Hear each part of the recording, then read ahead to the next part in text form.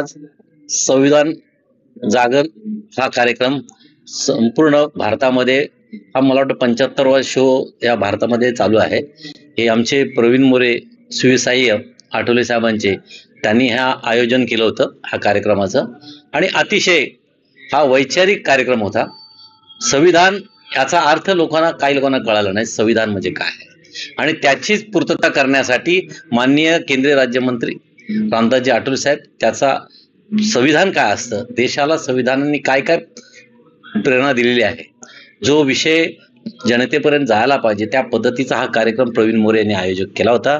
आणि त्यामुळं आजचा दिवस हा अत्यंत नवी मुंबईकरांना फार लाभदायक राहील.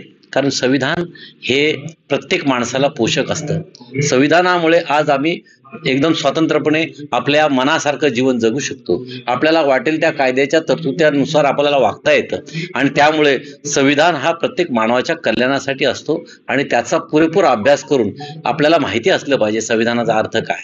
त्यामुळं हा कार्यक्रम त्यासाठीच ठेवला होता की ह्या कार्यक्रमाच्या माध्यमातून संविधानाची जनजागृती लोकांपर्यंत शेवटच्या क्षणापर्यंत जाईल ही अपेक्षा आजच्या दिवशी होती. पण आमचे जे मुख्य अतिथी ते अचानक आजारी पडल्यामुळं ते येऊ शकला नाही. पण त्यांचे त्यांनी प्रतिनिधी पाठवला होता, त्यांचा सत्कार करण्यात आला. पण खऱ्या अर्थानं संविधानाची जी जागर आहे ती जागर हे ज्यांनी अभ्यास केलेला आहे त्या अभ्यासाच्या माध्यमातून ती आपल्यापर्यंत पोहोचण्याचं काम प्रवीण मोरेंनी केलेलं आहे. आणि मी त्यांचं खूप आभार मानतो की त्यांनी नवी मुंबईत हा कार्यक्रम घेतला आणि लोकांना जागरूक करण्याचा इशारा केला. ह्याबद्दल मी त्यांचा आयोजकाचं आभार मानतो. नवी मुंबईच्या वतीनं आज विष्णुदास भावे नाट्यगृहामध्ये धम्मदान ट्रस्ट आणि जागर संविधानाचा सांस्कृतिक परिवार यांच्या वतीनं कार्यक्रमाचं नियोजन करण्यात आलं होतं. त्यातला एक भाग जो होता तो संविधानाला 75 वर्ष पूर्ण झाल्यानंतर त्याचा अमृत महोत्सव साजरा करत असताना सांस्कृतिक चळवळीच्या माध्यमातून हे लोकांच्या पर्यंत संविधान पोहोचावं अशा अपेक्षा आहेत. आणि म्हणून हा कार्यक्रम या ठिकाणी 40 तरुण कलावंतांनी हा केलेला कार्यक्रम आहे आणि तो प्रत्येक ठिकाणी जागृतीचं काम करण्याचं काम हे आधुनिक विचाराचं काम करणार आहे. आणि त्याचबरोबर कॉम्रेड डॉक्टर भारत पाटणकर यांना या निमित्तानं भारतरत्न डॉक्टर बाबासाहेब आंबेडकर राष्ट्रीय योगदान पुरस्कार देण्याचं ठरवलेलं होतं आणि म्हणून हा पुरस्कार त्यांना आज प्रदान करण्यात आला. त्यांची तब्येत ठीक नसल्यामुळे त्यांच्या वतीनं सुनील नाईक या त्यांच्या कार्यकर्त्यांनी हा पुरस्कार स्वीकारला.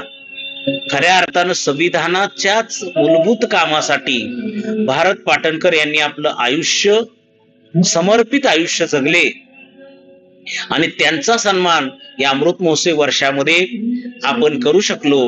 माननीय नामदार रामदासजी आठवले जे परिवर्तनवादी चळवळीचे नेते आहेत त्यांच्या हस्ते तो केलेला आहे.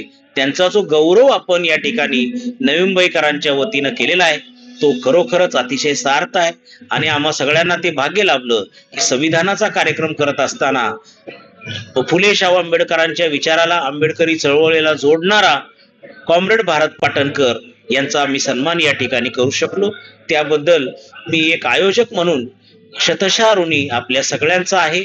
आणि हे खरं अर्थानं पुरस्कार जरी छोटा असला तर त्यांच्या समर्पित आयुष्याला आपल्या वतीनं एक सन्मान देण्याचं काम या ठिकाणी केलं.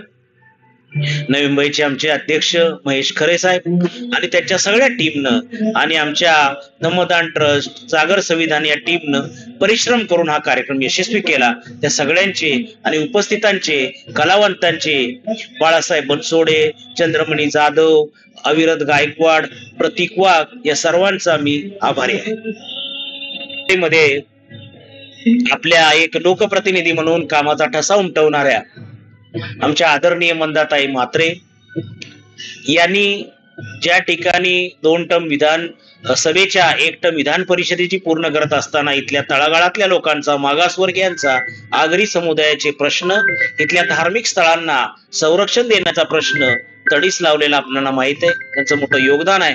आणि त्याच पद्धतीनं ज्वेल्स पार्क आणि त्यामध्ये तथागत भगवान गौतम बुद्धांची प्रतिमा प्रतिष्ठापन झाली. आदरणीय महेश खरे साहेब सातत्यानं या विषयाचं आंदोलन करत होते, पाठपुरावा करत होते. परंतु शासन दरबारी मंदाताईने पुढाकार घेऊन हे काम आपल्या सगळ्यांच्यासाठी त्यांनी केलं.